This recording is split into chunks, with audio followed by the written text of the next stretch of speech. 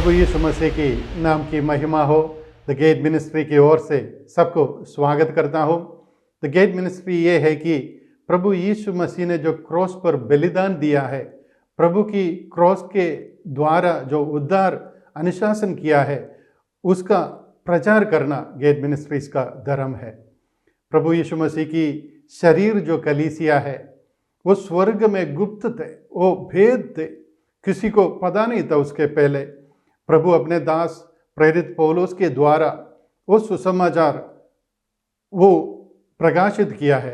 वो सुसमाचार को पिछले 3 साल केरल में प्रचार करने के लिए प्रभु हमको मदद किया।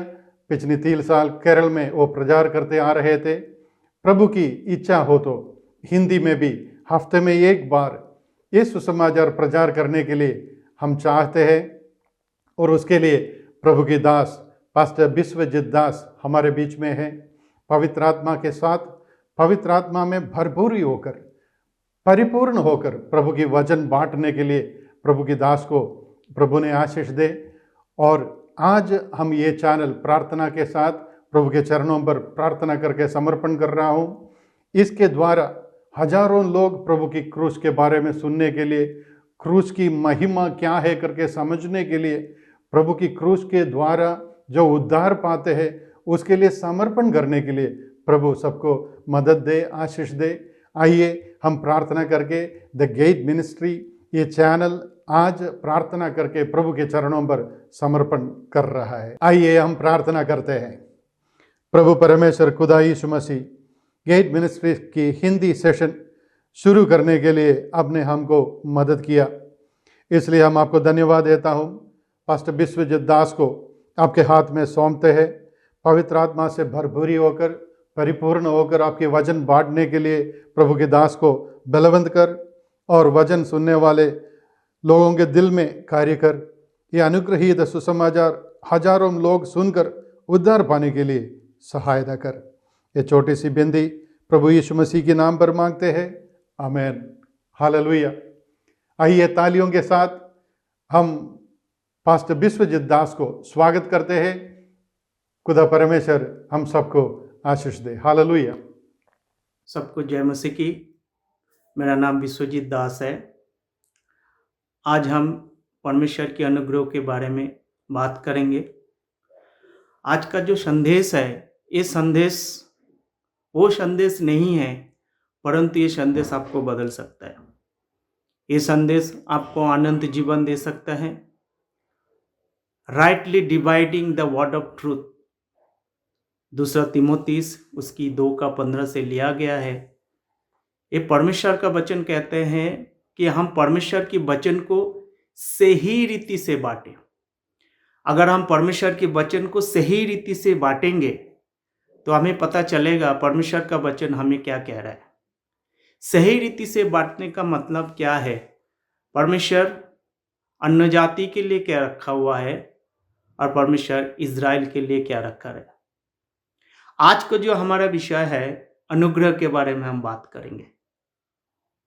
जब हम परमेश्वर के वचन को पढ़ते हैं, रोमियो की पत्री में उसकी 6ठी अध्याय में जब हम पढ़ते हैं, आइए हम परमेश्वर के वचन को पढ़ते हैं और परमेश्वर की वचन क्या लिखा हुआ है उसको हम देखते हैं।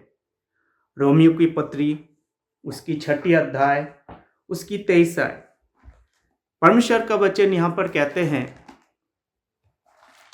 कि ये परमेश्वर की ओर से दान है।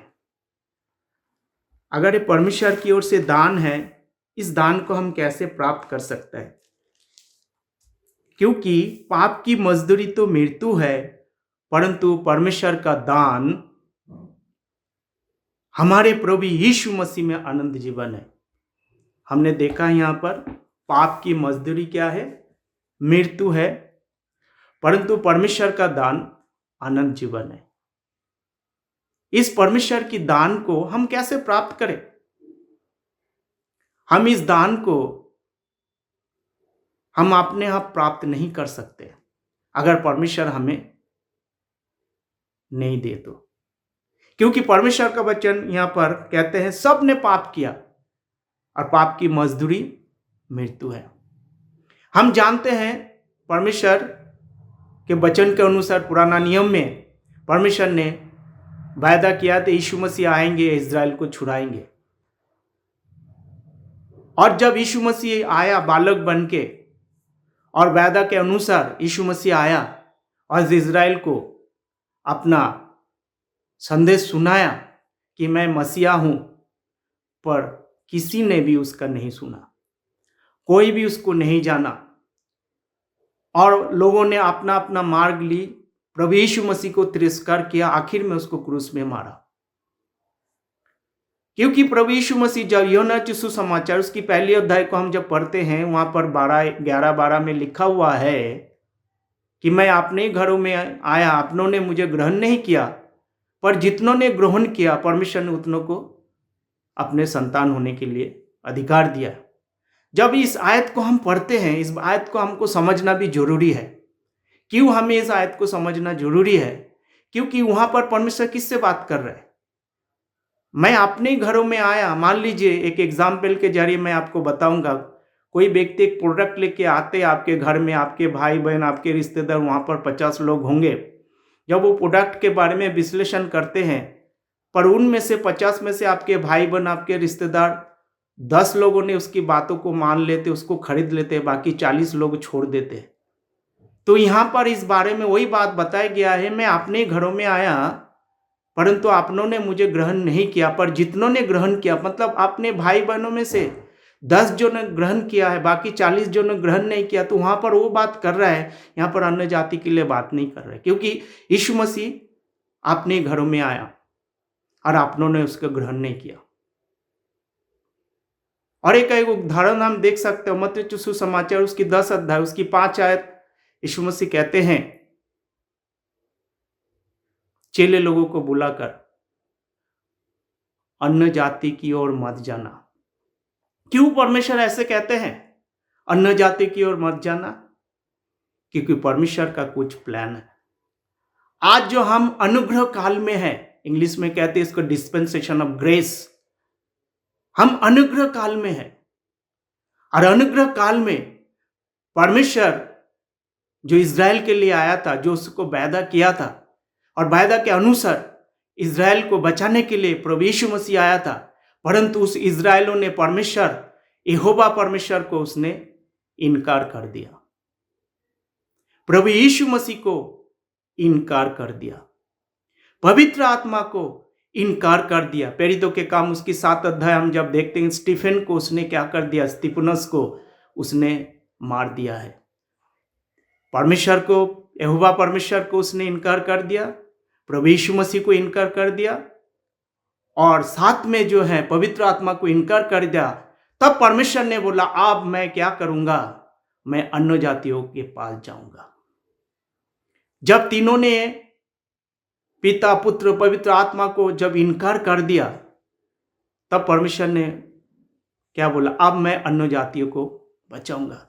और उसके बाद प्रेरितों के काम 8 अध्याय हम देख सकते हैं, परमेश्वर ने पौलुस को चुनता है। जो पौलुस शुरुआती जो यहूदी मत से विश्वास में आए, प्रेरितों के काम में हम देख सकते हैं 2 अध्याय 3 अध्याय, और उनको मारने और सताने निकल पड़ा। तब परमेश्वर ने पौलुस को चुना और चुनकर बोला ये मेरे लिए क्या है? ये मेरे लिए काम करेगा, मेरा चुना हुआ पत्र है। परमेश्वर की वचन को जब हम पढ़ते हैं, रोमियो की पत्री उसकी 11 अध्याय 13 आयत को आपके लिए मैं पढ़ूंगा। क्या कहते हैं यहाँ पर? 11 अध्याय 13 आयत को,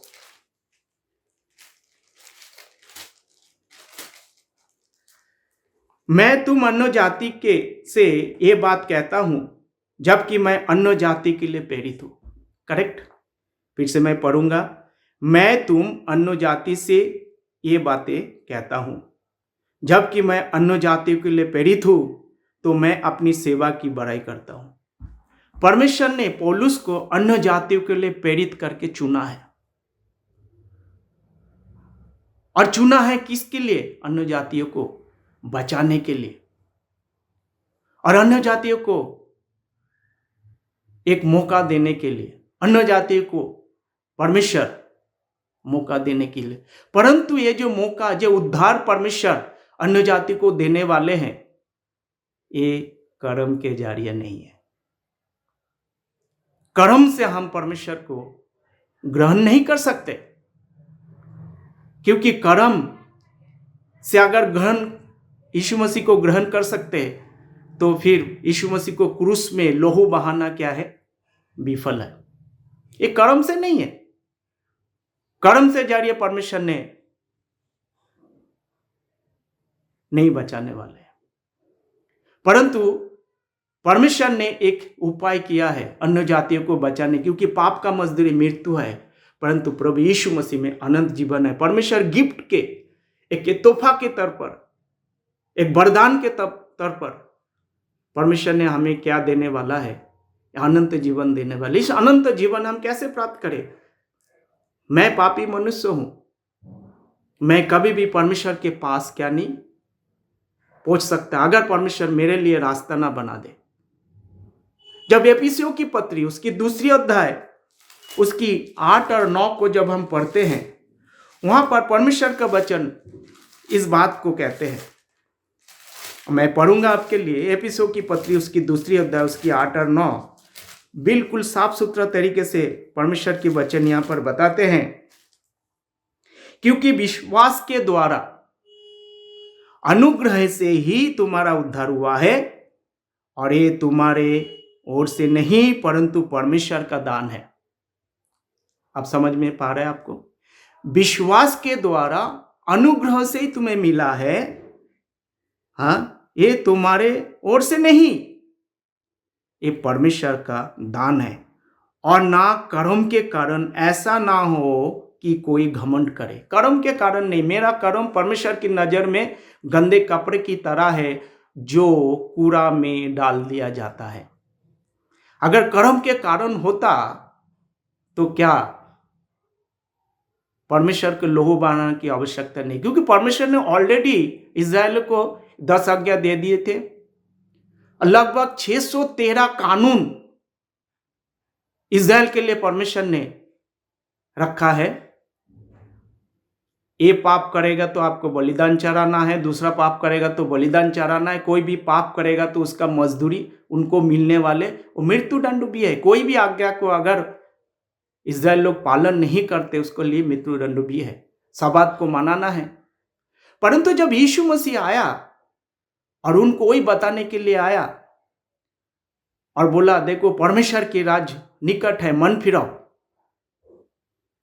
परमेश्वर इस बात को जब उनको बताया, मन फिराओ, बपतिस्मा लो, नया सिरे से जन्म लो, तब जाके तुम्हें क्या मिलेंगे? अनंत जीवन मिलेगा। फिर से जन्म लेने के लिए कह रहा है परमेश्वर। यूहन्ना सुसमाचार जब 3 अध्याय को हम पढ़ते हैं, परमेश्वर जब निकोदेमस से बात करते, बॉर्न अगेन का मतलब है फिर से जन्म लो। उसका मतलब होता है परमेश्वर ने एक बार आपको जन्म दिया है, दोबारा जन्म लेने की आवश्यकता है। वो जन्म काफी नहीं है।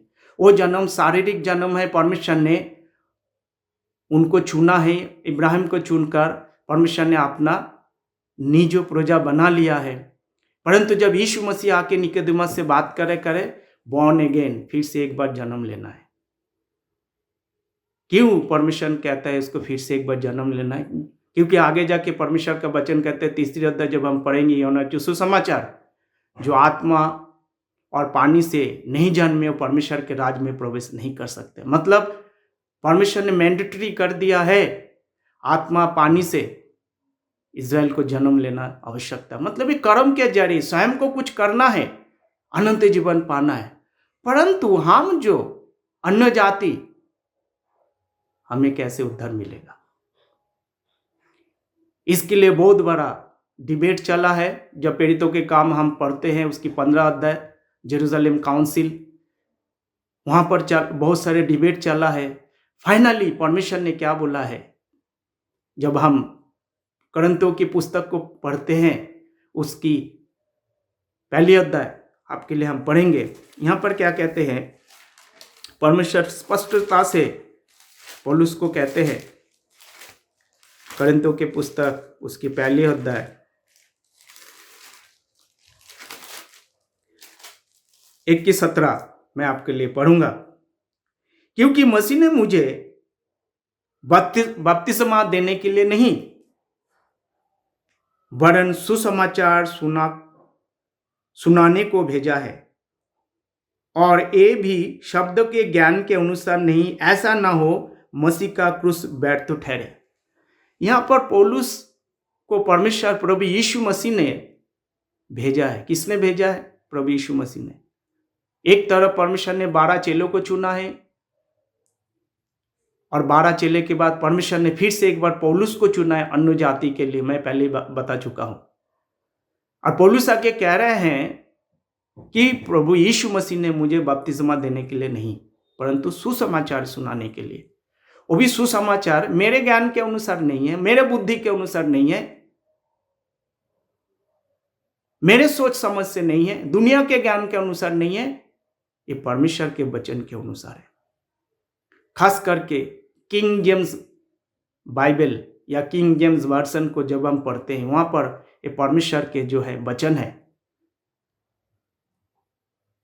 वो सुसमाचार क्या है उसके बारे में भी हम डिस्कस करेंगे, उसके बारे में भी हम आपको बताएंगे।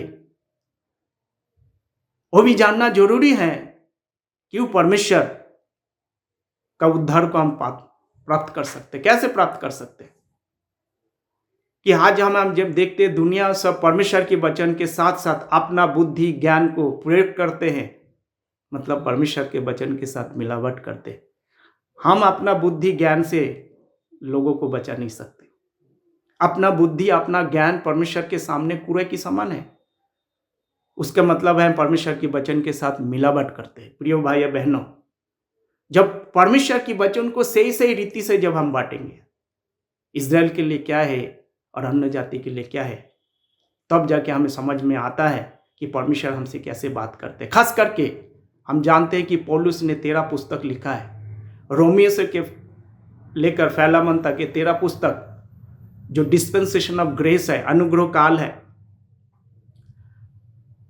इस अनुग्रह काल में परमेश्वर अन्य जाति की योजना बनाया है। क्योंकि एफिसियों की पुस्तक जब पहली अध्याय हम पढ़ते हैं, परमेश्वर की वचन यहां पर स्पष्ट रूप से कहते हैं हम क्या थे। उसकी दूसरी अध्याय, एफिसियों की पुस्तक उसकी दूसरी अध्याय उसकी पहली आयत को जब हम पढ़ते हैं, यहां पर लिखा हुआ है, उसने मुझे जिलाया जो अपने अपराध और पापों के कारण मरे हुए थे। समझ में आ रहा है क्या दशा था हमारा? हम अपने अपराध और पापों के कारण मरे हुए थे। एक मरा हुआ व्यक्ति, ये मरा हुआ व्यक्ति कभी भी क्या नहीं कर सकते, अपने कर्म के जरिए परमेश्वर के पास पहुंच नहीं सकते, उसका उद्धार को अटेंड नहीं कर सकते, परमेश्वर की अनुग्रह प्राप्त नहीं कर सकते, प्रभु के पास जा नहीं सकते, परमेश्वर की आराधना नहीं कर सकते। क्योंकि परमेश्वर का वचन क्लियर स्पष्ट रूप से बताया गया है। अब चौकन्ना हो जाइए, जो वचन मैं बताने वाला हूं अभी क्लियर रीति से बताया गया है। यूहन्ना रचित सुसमाचार, यूहन्ना रचित सुसमाचार, बुक ऑफ जॉन, यूहन्ना रचित सुसमाचार उसकी 9 का 31 में जब हम पढ़ते हैं, क्या लिखा है? अब पढ़िए उसको। 9 का 31 क्लियर कट, साफ सुथरा परमेश्वर का वचन इस बात को यहां पर कहते हैं, हम जानते हैं कि परमेश्वर पापियों की नहीं सुनता, परंतु यदि कोई परमेश्वर का भक्त हो और उसकी इच्छा पर चलता है तो वो उसकी सुनता है। समझ में आ रहा है? परमेश्वर पापियों की नहीं सुनता जो उसकी इच्छा के अनुसार चलते हैं, जो परमेश्वर की आराधना करते हैं, जो परमेश्वर के भक्त है, उसकी सुनता है। तो क्या गारंटी है? इज़राइल कैसे बचेंगे?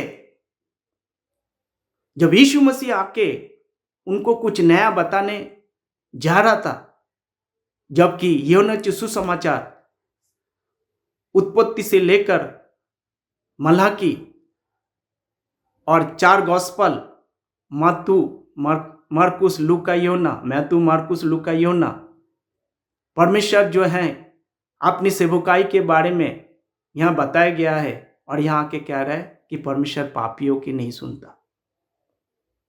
सबसे पहले हमें उद्धार पाने की आवश्यकता है, और इस पाप से बचाने के लिए वही बात परमेश्वर रोमियो की पत्री उसकी 10 अध्याय इजराइल को बता रहा है, तुमको क्या करना पड़ेगा। पढ़िए रोमियो की पत्री, चलिए मेरे साथ रोमियो की पत्री उसकी 10 अध्याय को जब हम पढ़ते हैं, वहां पर क्या लिखा है हम आपके लिए पढ़ेंगे।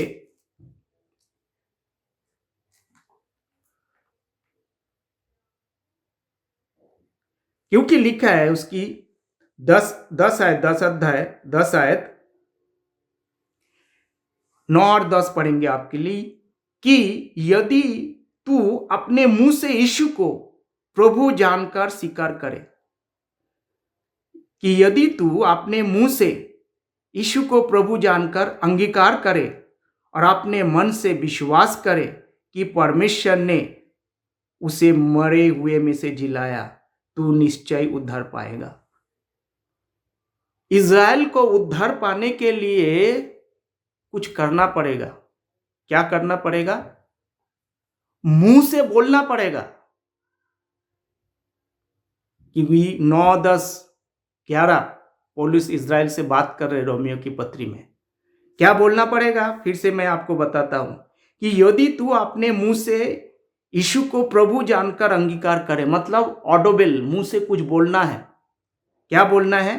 कि यदि तू अपने मुंह से यीशु को प्रभु जानकर अंगीकार करे, मुंह से बोलना पड़ेगा यीशु मसीह तू परमेश्वर है, मुंह से बोलना है, कुछ करना है। और अपने मन में विश्वास करे कि परमेश्वर ने उसे मरे हुए में से जिलाया, मुंह से बोलना है, अपने मन में विश्वास करना है, तो तू निश्चय उद्धार पाएगा। तब परमेश्वर गारंटी दे रहा है इज़राइल को उद्धार पाने के लिए, क्योंकि धार्मिकता के लिए मन से विश्वास किया जाता है और उद्धार के लिए मुंह से अंगीकार किया जाता है। धार्मिकता के लिए विश्वास किया जाता है, उद्धार के लिए अंगीकार किया जाता है।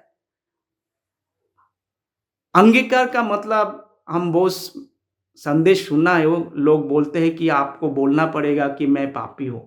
यहां पर अंगीकार मतलब उस बात को पौलुस नहीं बता रहा है। मुंह से बोलना पड़ेगा यीशु मसीह तू प्रभु है, तू मेरा परमेश्वर है। ये तो इज़राइल के लिए रहा।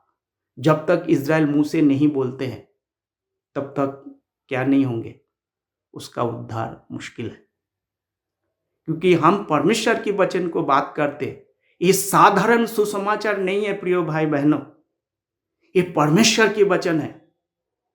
आपको इसमें मन लगाना जरूरी है, परमेश्वर की वचन को समझना जरूरी है, अध्ययन करना जरूरी है। Study to show thyself approved unto God, that a workman needed not to be ashamed, rightly dividing the word of truth। जब तक हम परमेश्वर की वचन को अध्ययन नहीं करते हैं तब तक, और सही रीति से इज़राइल के लिए क्या है, अन्य जाति के लिए क्या है, हम नहीं बांटते, तो उसका मतलब है गलत रीति से हम बोलते हैं, गलत रीति से हम प्रचार करते हैं प्रियो। इसीलिए हमने देखा अभी तक इज़राइल को कैसे उद्धार मिलता है। कर्म करना पड़ता है, बपतिस्मा लेना पड़ता है, मुंह से बोलना पड़ता है। परंतु पौलुस कहते हैं हम सारे के सारे पापी है, मरा हुआ व्यक्ति, मैं मरा हुआ था, हम सब मरे हुए हैं, जितना भी अन्य जाति है इज़राइल को छोड़कर। हम चलते फिरते तो थे, पर हम सारे के सारे मरे हुए थे। हम अपने आप परमेश्वर के अनुग्रह को प्राप्त नहीं कर सकते, हम अपने आप प्रभु के पास जा नहीं सकते, हम अपने आप परमेश्वर की आराधना नहीं कर सकते। सब ने पाप किया परंतु परमेश्वर की महिमा से रहित हो गया। रोमियो उसकी 3:23। परंतु परमेश्वर ने आपके लिए, हमारे लिए उपाय किया। जब रोमियो उसकी 11:6 को जब हम पढ़ते, उसमें क्लियर लिखा है, अगर ये अनुग्रह से हुआ है तो कर्म से नहीं हुआ है। प्रिय मित्र, अगर ये अनुग्रह से हुआ है तो कर्म से नहीं हुआ है। नहीं तो अनुग्रह का कोई मतलब नहीं है। अगर एक कर्म से हुआ है तो अनुग्रह से नहीं हुआ है, नहीं तो कर्म का कोई मतलब नहीं है। आप समझ में पा रहे हैं? एक तरफ कर्म है, एक तरफ अनुग्रह है। एक तरफ परमेश्वर स्वयं क्या कर रहा है, दे रहा है, हम उसको कमा नहीं सकते जब तक परमेश्वर हमें नहीं देते। पर हम पहुंचे कैसे परमेश्वर के पास? क्या उन दिनों में इज़राइल का अन्य जाति का उद्धार नहीं था? उद्धार होते थे, उन दिनों में भी होते थे अन्य जाति का। कैसे? इज़राइल बनना पड़ता था, खतना करना पड़ता था, कर्म करना पड़ता था, तब जाके इज़राइल बन के फिर जाके उसको उद्धार मिलता था। परंतु अन्य जाति को कैसे उद्धार मिलते हैं? अन्य जाति को कर्म से नहीं, विश्वास से उद्धार मिलते हैं। पर हम किस पर विश्वास करें, क्या विश्वास करें? क्योंकि यीशु मसीह स्वयं इस बात को बता रहे।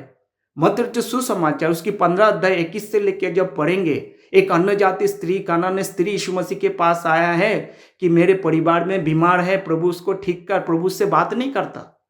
प्रभु क्या बोलता है? मैं बच्चों के रोटी कुत्तों के आगे नहीं डालता। आप समझ रहे हैं? हम अन्य जाति का दशा क्या था? कुत्ते की समान था। परंतु उस औरत की विश्वास आप देख लीजिएगा। परंतु हाँ प्रभु, तूने जो कुछ भी बोला है सच है, मैं मानता हूं। पर जो सामी का टेबल में से जो गिरते, चूरा चूर खा के भी अन्य जाति क्या कर सकते हैं? जीवित रह सकते हैं। तब परमेश्वर ने उसको क्या बोला? उसी रीति से, परमेश्वर की रीति से, इज़राइल की रीति से परमेश्वर के पास उसने अप्रोच किया है और उसको उद्धार करता करके माना है। तब परमेश्वर ने उसके घर में चंगाई भेजा है। परंतु आज हम अन्य जाति उद्धार कैसे प्राप्त करें? मैं आपको सही बात बताने जा रहा हूं। अभी अब ध्यान से सुनना है। पहला कुरिन्थ की पुस्तक उसकी 15 अध्याय 1 से लेके 4 जब हम पढ़ते हैं, पहला कुरिन्थ की पुस्तक उसकी 15 अध्याय 1 से लेके 4 को जब हम पढ़ते हैं, यहां पर परमेश्वर जो है क्लियर रीति से ये यीशु मसीह जी उठने के बाद किया है। जी उठने की बात, जब यीशु मसीह जी उठा है, पौलुस को चुना है, पौलुस को कुछ परमेश्वर ने क्या दिया है? काम दिया है। इस काम के बारे में मैं आपको बताने जा रहा हूं। क्या काम दिया है? हे भाइयों, मैं तुम्हें वही सुसमाचार सुनाता हूं जो पहले सुना चुका हूं, जिससे तुमने अंगीकार भी किया था और जिसमें तुम स्थिर भी हो। इसी के द्वारा तुम्हारा उद्धार भी होता है। क्या होता है? उद्धार होता है। सुसमाचार के जरिए उद्धार होता है। तो सुसमाचार क्या है? लोग बहुत सारे सुसमाचार बोलते रहते हैं। क्या है सुसमाचार? बाइबल में एक सुसमाचार नहीं है। अलग अलग समय में अलग अलग सुसमाचार है। परंतु आज जो सुसमाचार है, ये सुसमाचार मैं आपको बताने वाला हूं। उसी के द्वारा तुम्हारा उद्धार भी होता है, यदि इस सुसमाचार को जो मैंने तुम्हें सुनाया था स्मरण रखते हो, नहीं तो तुम्हारा विश्वास करना व्यर्थ हुआ। तीसरी आयत में कहते हैं, इसी कारण मैंने सबसे पहले तुम्हें यही बात पहुंचा दी जो मुझे पहुंची थी, कि पवित्र शास्त्र के वचन के अनुसार यीशु मसीह हमारे पापों के लिए मारा गया। सुसमाचार क्या है? यीशु मसीह हमारे पापों के लिए मारा गया और गड़ा गया और पवित्र शास्त्र के अनुसार तीसरे दिन जी भी उठा। यह सुसमाचार है। यीशु मसीह हमारे पापों के लिए मारा गया, गड़ा गया और वचन के अनुसार, बाइबल के अनुसार यीशु मसीह जी उठा। जब हम विश्वास करते तो हमें क्या मिलता है? पहले मैंने बता चुका हूं आपको।